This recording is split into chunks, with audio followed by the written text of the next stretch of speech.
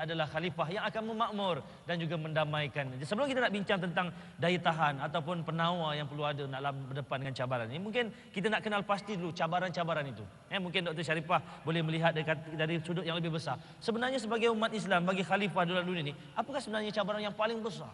Hari ini kalau nak sebut cabaran macam-macam, cabaran duit, anak nak kahwin, kan anak tak kahwin-kahwin pun cabaran juga tu. Tapi apakah cabaran yang paling besar sebenarnya yang kita nak tengok? Ini mungkin Ustazah ada jawapan. Kalau pepatah Melayu kata, lautan mana yang tak bergelora. Tengok zaman aja lah tuan-tuan. Sekarang ni dah dinamakan dengan era ICT. Dunia tanpa sebadan, globalisasi, cyber dan macam-macam. Kalau dulu orang tak pernah nampak pun negara luar. Keluar tak keluar nak pergi haji Ustazah, itu pun naik kapal laut katanya kan. Kapal terbang sebenarnya tak pernah nampak. Makannya pun berbeza, tak pernah rasa orang hari ni makan Japanese food, Italian food, macam-macam lagi. Bila ada macam-macam ni, maka lahirlah cabaran-cabaran yang pelbagai juga tuan-tuan, yang kadang-kadang tidak dapat ditangani oleh manusia ini dengan cara yang baik. Yang kita bimbang, cabaran itu yang paling utama bagi umat Islam ialah cabaran yang boleh mengguncang keimanan, pegangan agama, ketakwaan. Yalah, kok ia pun ada cinta cyber, ya. Ada juga batas-batasnya. Kok ia pun dah ramai orang atas muka bumi ini.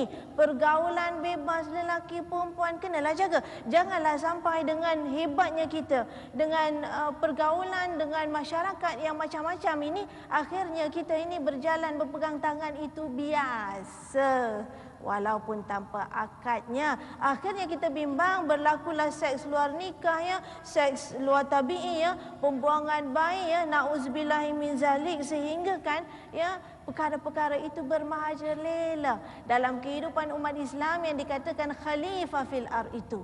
Ini yang kita takut, sedangkan Islam, iman yang kita pegang, kalau Rasulullah, kalau firman Allah menyebut la taqrabuz zina, ya hebat mana engkau, bekerjalah engkau dan sebagainya itu, tetapi menjaga batas-batasnya untuk pegangan agama.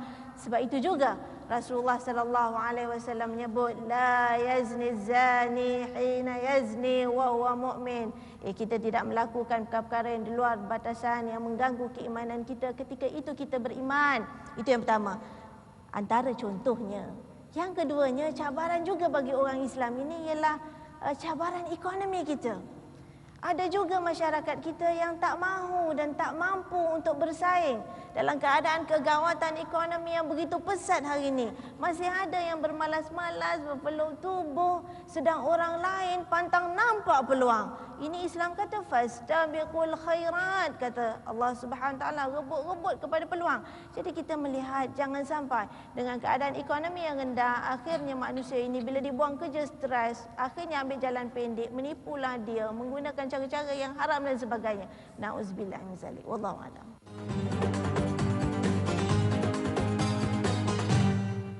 Hijrah meninggalkan daripada segala perkara yang mungkar, yang tidak diredai oleh Allah, yang zahirnya, dan demikian juga daripada sekalian isi hati kita yang maksiat, yang tidak diredai oleh Allah Ta'ala.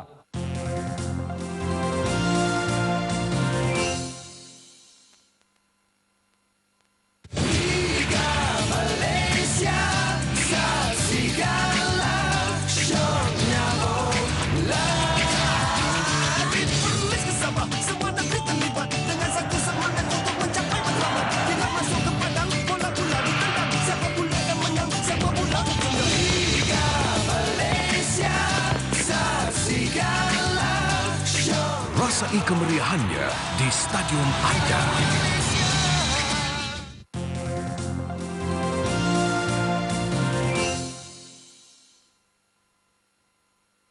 Itu di antara perkara yang telah dibentangkan bila bercakap tentang cabaran. Ya tuan-tuan, di mana-mana pun ada cabaran, tapi kalau bijak kita dengan daya tahan, dengan cara mengurus cabaran, percayalah ia yang benda yang sukar akan dapat kita permudahkan. Macam contoh forum perdana lah, dulu siapa sangka forum perdana boleh bersiaran dari Singapura, tapi berkat kepimpinan pengurusan yang baik, ketua pengarah JAKIM kita, pimpinan di MUIS berpakat berpadu tenaga, hari ini sejarah tercipta, kita berada di bumi Singapura, bumi Tumasik satu ketika dulu. Jadi Ustaz Farid, apa lagi cabaran-cabaran Ustaz Farid yang sebenarnya boleh kita kenal pasti dulu, sebab kita nak cari penawar ni, daya tahan, kekuatannya. Apa lagi cabaran? Tadi dah dibawakan soal keimanan, soal cabaran ekonomi. Lagi umat Islam Malaysia Singapura ni, apa lagi yang mungkin kita boleh kongsi tentang cabaran ini?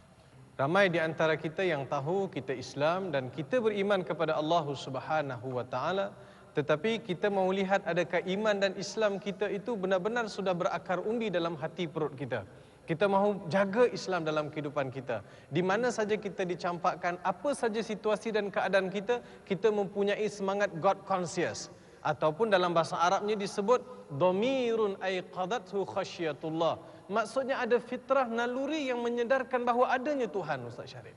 Di mana saja kita berada dalam Dewan Expo ini, kita rasa adanya Tuhan. Kita pergi ke pasar malam, adanya Tuhan. Kita pergi ke mana saja, tepi pantai ada Tuhan. Tidak ada tempat yang kita tidak lihat adanya Tuhan di situ.